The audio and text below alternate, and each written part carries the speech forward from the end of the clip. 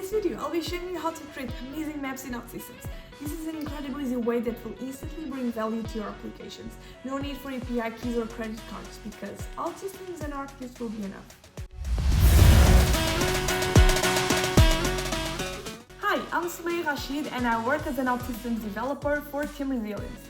And as soon as I started to work for the company, I had the opportunity to help on building a business-critical application that supports safe working conditions for the engineers who operate in the gas and electricity grid in the Netherlands. To support the users who monitor all the work on the grid, it was important to have an interactive map that would provide an overview of all the geographical data, as well as the electric and gas layers. Not only did the UI needed to be effective, but it was also required to provide a great user experience. In this session, we will present what we learned from this project and share the challenges we faced during the integration. Hi, my name is Hela, and I work for Resilience Bank where I manage the locations for our offices around the world, and the location of our collaborators as well. With this application I can easily have an overview of our offices. I can zoom in and zoom out easily. And if I click in one of the cards of the left panel, I fly to the other offices. The Australia office is a great place to work.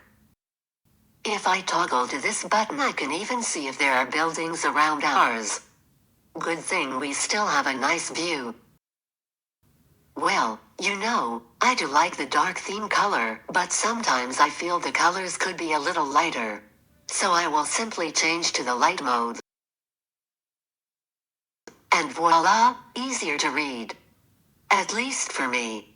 But enough messing around, I need to add our new office in Portugal to the map. I have the address somewhere noted. Ah, here it is. I don't know where this is, so I will search it on the map. Awesome. Now I can add the marker, but wait. Is it here? Maybe I just should cover the full area with a polygon.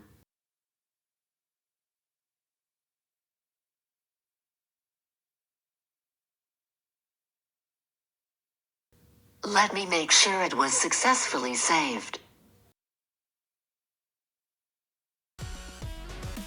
There it is. Now, let's see if the office was added successfully to the 3D map.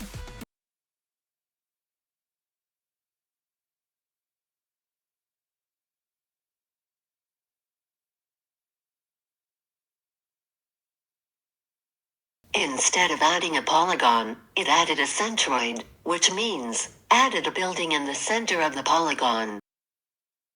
Now I need to transfer some of our collaborators to the new office to help out.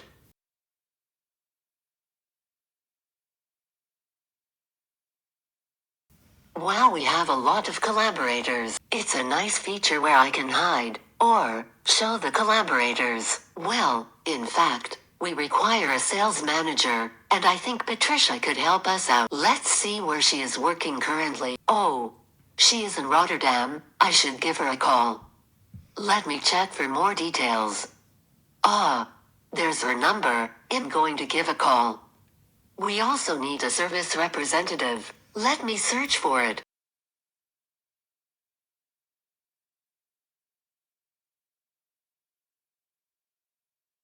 This search filters the list and the map. I will contact Anna Oliveira. Oh, she is living in Tokyo. Maybe if I switch to the light mode I can see better. Ah, much better. Let's contact her too. Maybe I could visit her. I love Tokyo. And that's it from my side. I hope you have enjoyed this little demonstration of some of my daily work. Pass the word back to you, Sumeiya. Thank you, Hela. That was really insightful. Now we can continue with the presentation. So, what will you learn in this session? Firstly, this session is divided in two parts. The first part is where I give an introduction about the basic concepts that you need to create maps. The second part is a step-by-step tutorial where I show how to create those maps in OutSystems. So first I will start by giving you a brief introduction about ArcGis and what can you do with ArcGis. Then I will move on to how to integrate ArcGis in Reactive. And then after that, we will go through all the functionalities and their definitions. And finally, we will get our hands dirty and create maps, add polygons, markers, and pop-ups to the maps in OutSystems. What is ArcGis? Just by curiosity, ArcGis can be sliced in two, where Arc stands for a shape defined by a series of X and Y coordinate pairs in a map. And GIS means Geographical Information System. And what can you do with ArcGis? ArcGis is a geospatial software where you can view, edit, manage, and analyze data. And Esri develops ArcGis for mapping on desktop, mobile, and web.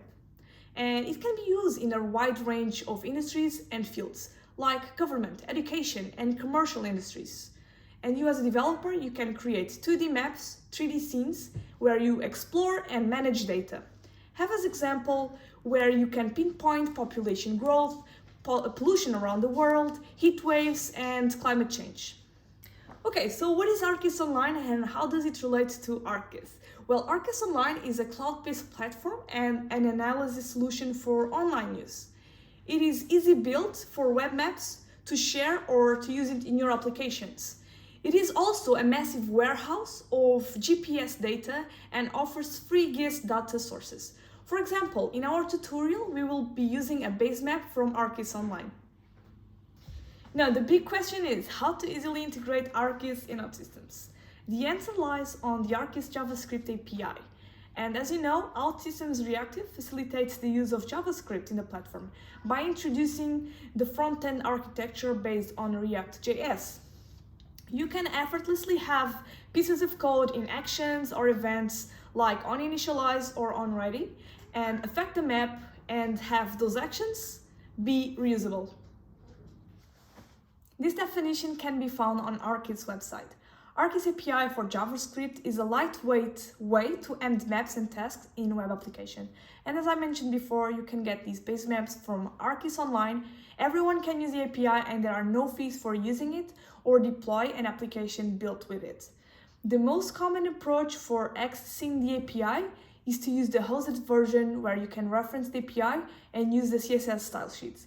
On this slide, there is a small example on how to call the modules from ArcGis and use it in OutSystems through the JavaScript element. Of course, you drag this JavaScript element and write your code on the toolbox. You probably know what is a window variable, but why are we talking about it? As you know, window variable means that the variable is being declared at the global scope in JavaScript. However, it is not recommended and should be avoided. Well, in OutSystems Reactive, you can define functions and variables and use them, but only in the scope of the JavaScript node where they were defined. To make the map available in the page and to be used in various client action scopes, we decided to use the window variable to host the map. There are two things you need to render a map. So, by definition, the map class contains properties and methods for storing, managing, and overlaying layers. These layers can be added and or removed from the map. The second thing you need is the view. The view provides the means of viewing and interacting with the map. Basically, the view renders the map and its layers, making them visible to the user. To create the view, you must do so by directly creating an instance of either map view for 2D maps or scene view for 3D scenes. On this example, you can see how to call the modules for map and map view and assign it to variables. We will go into details later on. Now, we have the layers, and they are the most fundamental components of a map. It is a collection of data in the form of vector graphics or raster images of the real world. Now that we know the basic concepts, let's get down to business and start with the tutorial. To get started, search on Google how to get started with ArcGis JavaScript API, select the first link, and you will see how to install and set it up. For our case, copy the source URL, go to the platform, and create a screen. I already created one, and now you will add an onInitialize event, drag a JavaScript element, and on the toolbox, start right. Require js.config and paste the URL as the base URL. Next step is to add the map and the view module. Go back to the browser window and click Display Map. Search on how to add the modules and paste the code on the toolbox and fix the warnings. And as you can see, we will need to replace const by var because ES6 is not supported yet. And we also don't need this line of code because the base map that we will be using is free.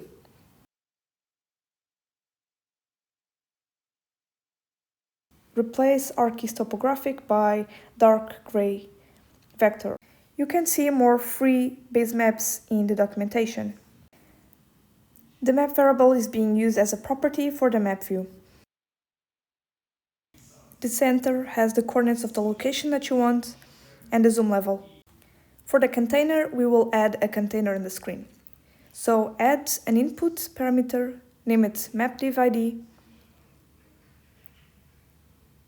add on the container property, and now go back to the screen, drag a container, name it mapDiv,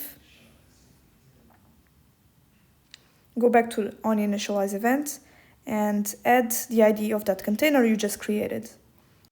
Let's publish. Let's open the screen on the browser. And then, as you can see, the map is being rendered infinitely through the browser window. Let's fix it. Go to the platform, open the screen, open the CSS style sheet, add a class. I'm going to name it map. And for now, we are just going to give a height and a width. This will prevent for the map to be rendered infinitely. And publish.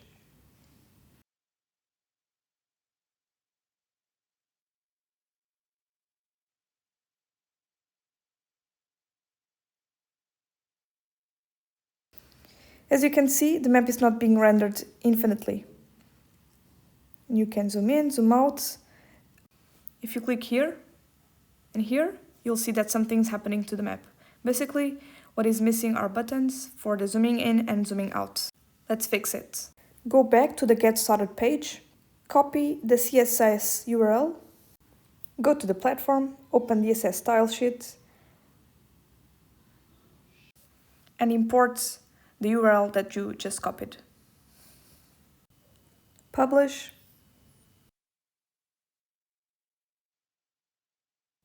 Open in the browser. And right away, we can see the buttons with the icons that we were missing, zooming out and zooming in. As you can see, a warning was raised on the style sheet we imported for not being cached on offline usage. For now, we will hide the warning because it doesn't affect the map. Currently, we cannot use the map in different screens, so we will turn it into a block to make it reusable. So you will select the screen, copy, and paste it as a block. Clean everything you don't need.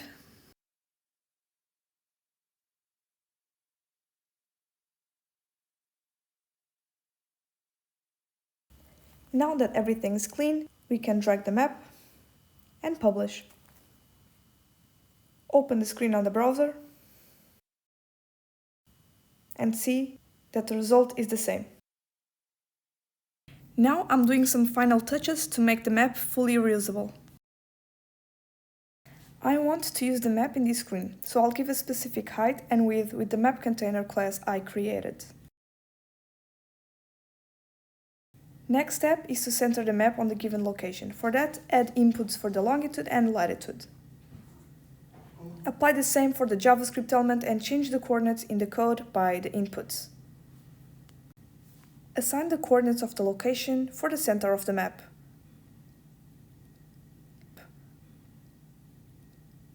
And make sure to render the map only after the dot is fetched, otherwise the map will go to the Atlantic Ocean.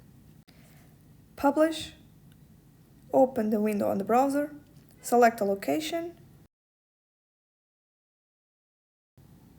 and as you can see, the map got centered in Sydney. Let's add a marker. To add a marker or any type of graphic, you need a layer to contain it. Therefore, you will need to add two modules, graphics layer and graphic. To create a layer, create a new variable and assign a new graphics layer object. And use the add method to add the layer to the map. Don't miss this step, otherwise you won't see the marker in the map. To create a marker, assign a new graphic object to a variable. Add the geometry property in which contains the coordinates and the type of geometry. And of course the symbol or icon of your choosing.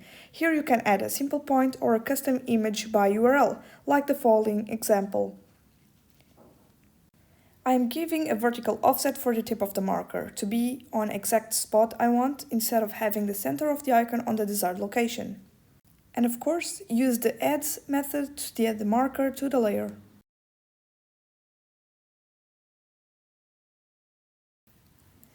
I previously added an image for the marker, and now the only thing I need is to add the URL of the image.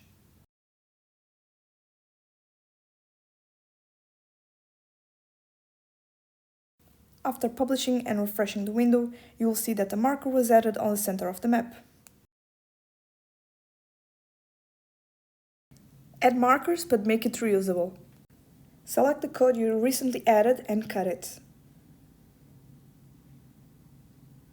Create a new client action, drag a JavaScript element, paste the code, rename the inputs, go back to the onInitialize event of the map, and make the graphics layer and graphic constructors available in the global scope with window variables. Change the map to a window variable to be available when adding layers. Go back to the client action and change the constructors' names to the window variables. Change the map to the window map variable and create the necessary inputs for the action to be used on the JavaScript element.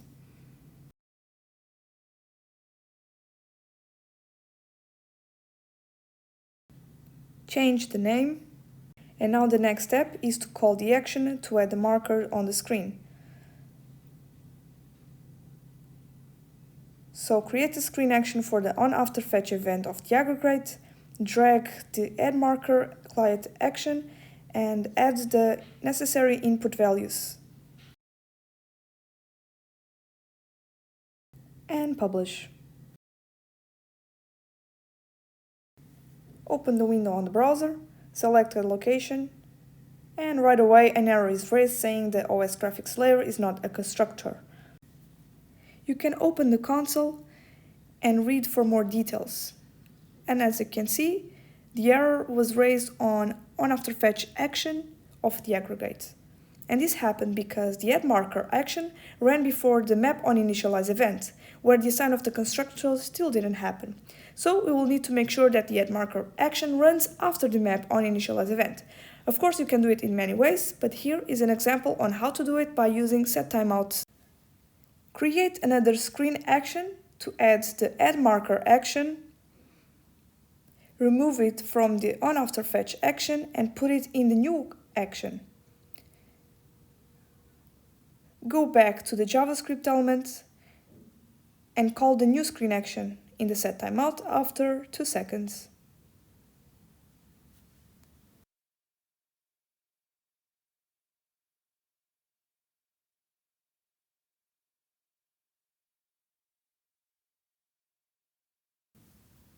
Let's refresh the page to see if the setTimeout worked. And there you have it. The marker was added successfully. Now, let's add markers manually. To add markers manually, you can use the sketch module, and as have you guessed, add the module first, and then create a sketch object. To render the graphics, it is necessary to assign a layer to the object and the view. So create a new layer and add it to the map. You can use the graphics layer constructor because it is in the scope. Don't forget to add the widget to the UI of the view.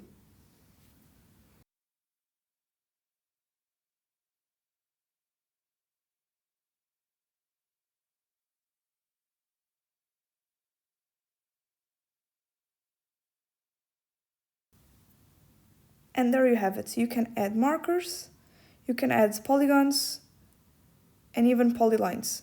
You can select and delete them from the layer. Let's customize the sketch widget. On the properties of the sketch objects, I can select which available create tools I want to use. In this case, I'm using point and polygon. And with this piece of code, I can change the icon of the marker when I'm adding to the map.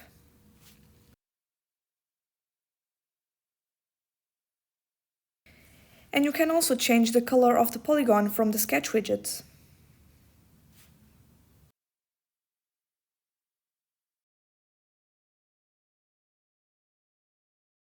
After creating the markers and polygons on the map, you need to save the coordinates in the database. So the first step is to use the create event from the sketch module and to understand what information you can get from the event. Check it on the console. With this information, I can take an action when the state is complete and the tool is point. Add an if statement when the tool is point and state is complete. Call the add marker action. And as you know, we have inputs as the coordinates. To know which values to pass on as inputs, go back to the browser and explore the event on the console. When you expand the graphics and geometry, you'll see the coordinates. Now you can use that information as inputs for the action.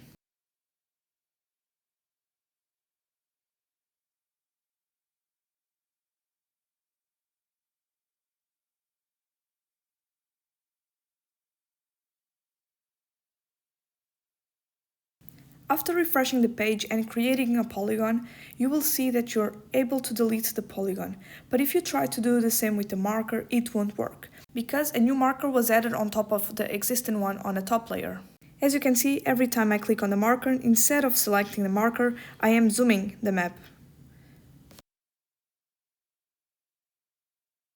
Let's do the same for the polygon. But as you know, a polygon is built differently from a marker, and therefore you can replicate the same method you used to understand which information you receive as an event when completing the sketch of a polygon in the console.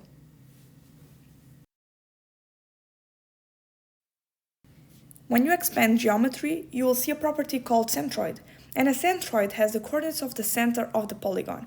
But what you really need is the property rings, in which contains the location of each vertex of the polygon, where the last one is the same as the first one. Now we know which input we'll be using when creating the new action for adding a polygon.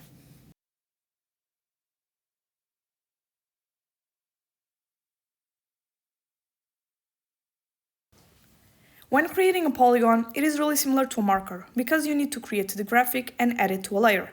But instead of having longitude and latitude, you'll have rings. You will also need the spatial reference. If you don't add this property, the polygon won't appear on the map. Trust me, I know it. As you might have noticed, the rings were in an array, but you will receive the input as text. So don't forget to convert the text into array when adding it to the polygon object.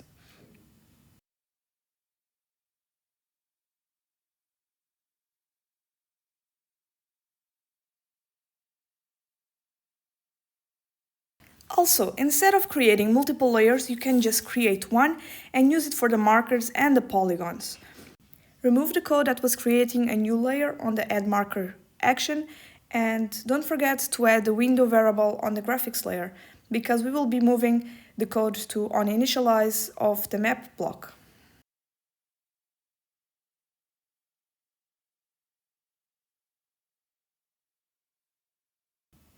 Now that you have everything to add the polygon to a new layer, you can call the action on the create event. Don't forget to stringify the rings before passing as an input.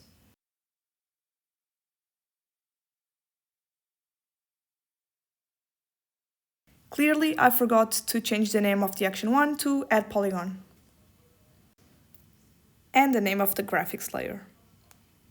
Now you can add polygons without being able to delete them from the graphics layer. When I was working on the project I mentioned before, I needed to work with the graphics added on the layer to reorder or to hide the visibility.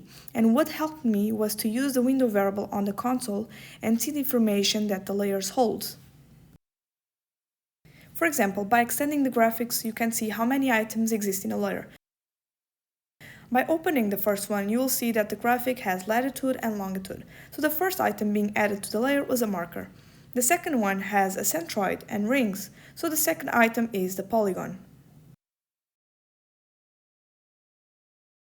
To have a better user experience, you can delete everything on the sketch layer after moving them to the graphics layer by simply removing everything on the layer with the method remove all.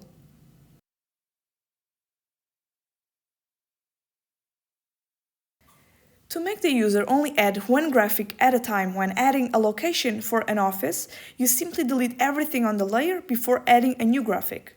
You can make the remove all method reusable with the client actions and use it on the add marker and add polygon actions.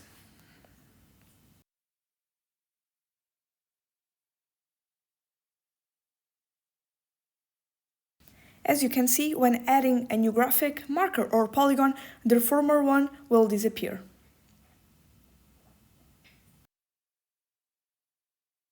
Next step, save coordinates. To save coordinates, you will need to retrieve the values that are in the create event scope. To make it available right after adding a graphic, you can make use of the window variable.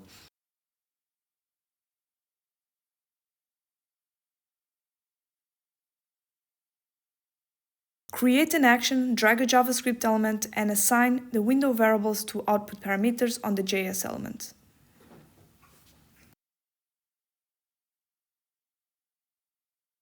Do the same for the output of the action and assign the values from the output of the JavaScript element.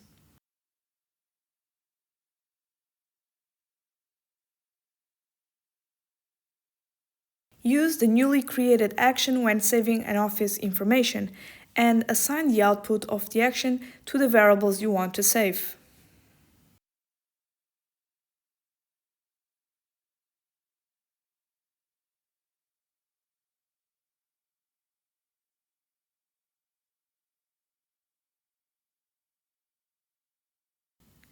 As you can see, you have no feedback that the coordinates are changing. To improve the user experience and give some kind of feedback that the coordinates are changing, we could shift the values from the input at the same time we select a new location.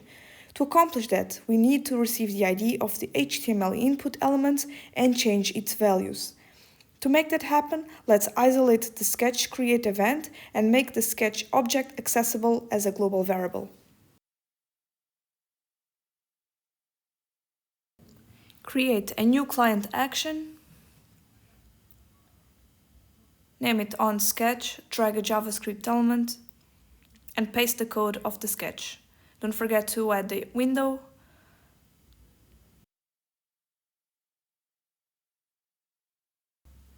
For the next step, add input parameters that will hold the values of the HTML input IDs of the coordinates. With the document get element by ID value, you can manipulate the HTML values by replacing them by the new coordinates. Don't forget to add the inputs to the action to be used on the JavaScript element. Drag the new action on the add location marker that is being called on the set timeout. So it is called after the onInitialize of the map block. Assign the input IDs from the form. Assign the missing values.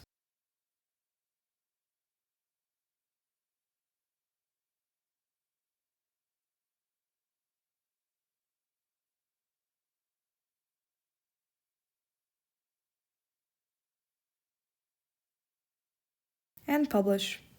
Don't forget to refresh the page. The expected behavior is when changing the location, the inputs instantly change their values. So let's test it. When adding a new location, as you can see, the inputs changed. Let's save it. And as you can see, the location was successfully saved. And what about the polygon? On the action get coordinates, I apply the same logic for the rings of polygons, and for the longitude and latitude, I use the centroid coordinates. I also added if statements to avoid raising errors and to clean the window variables.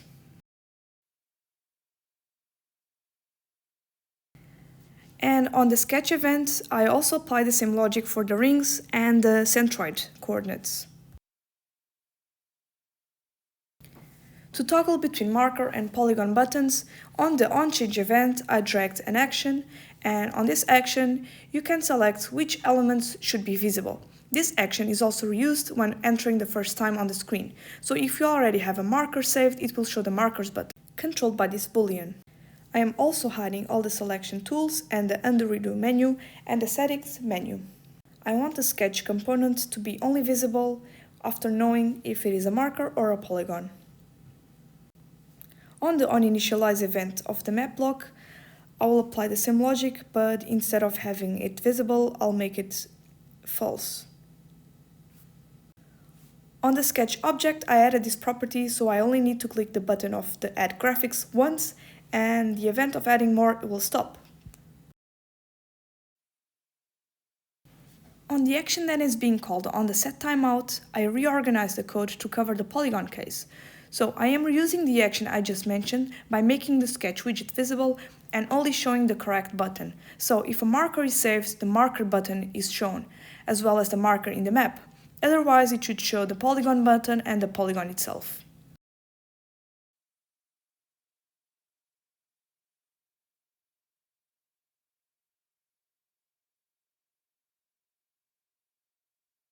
And as you can see, when I click on the checkbox, the icon of the button will shift between the marker and the polygon icon. Now I'm going to show you how to add a search widget super fast. Add the search module, add the search object, and add the widget to the UI of the view. And that's it.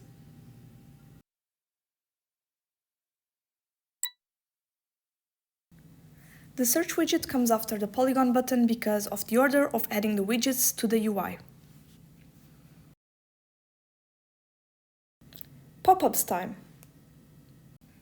Now I'm going to show you how to add multiple markers with pop-ups. To add multiple markers, you just need to have a list, iterate the list, and add a marker for each row. Make sure to run the action only after the map is initialized. To add pop-up to markers, let's copy the add marker action, change the name, remove the action to delete all markers from the layer, open the JavaScript element. On the location marker object, add the pop-up template property. You will need to add a title and a content. For the title and the content, you will have to add attributes, and the attributes will be dynamic, so create inputs and add them to the attribute object as name and address.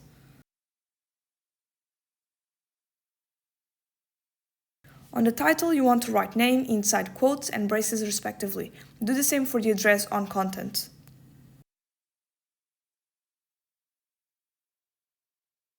Add the necessary inputs to the action and pass them to the JavaScript element. Now you can replace the add marker action for the add marker action with pop-up and assign the necessary information for the name and the address.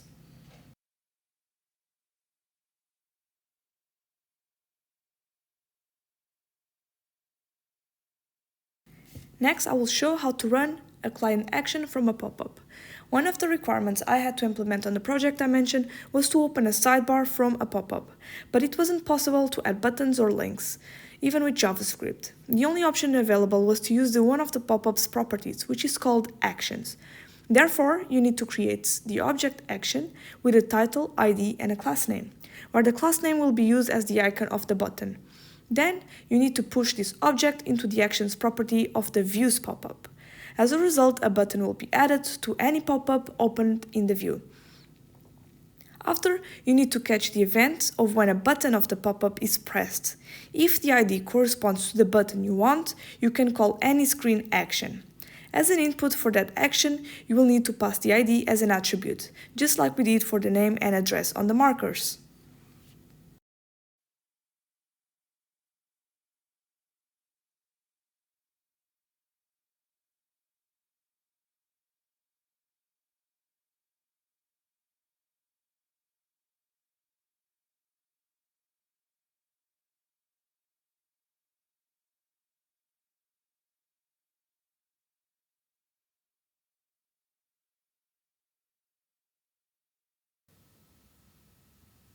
And when clicking on a marker, you can click the button of the pop-up and perform an action in OutSystems. To show and hide the markers, you just need to go to onChange event of the checkbox and change the boolean of the layer's visibility. To use the function toGo, you need to make the view a global variable and change the values of the zoom level and center coordinates. To render a 3D map, the only thing you need is to, instead of using a map view, you use a scene view, like the following example. You just need to add the scene view module and assign it to the view object. And the last tip that I want to share with you is to easily change the base maps. As I said in the beginning of the session, you have access to a list of free base maps. And to easily change like this, you just need to change the label of the property base map of the rendered map in the view. Now you know how to create ArcGis maps in OutSystems with useful functionalities, such as creating markers, polygons, and saving the respective coordinates or centroid of a polygon in the database. You also know how to add multiple markers to the map with pop-ups and take actions from the pop-ups in OutSystems. If you have doubts, you can always give a look at the documentation or contact me through the OutSystems community. I hope you enjoyed the session, and I hope this also helps you in the future projects. Thank you everyone, and enjoy the rest of the conference. See you around!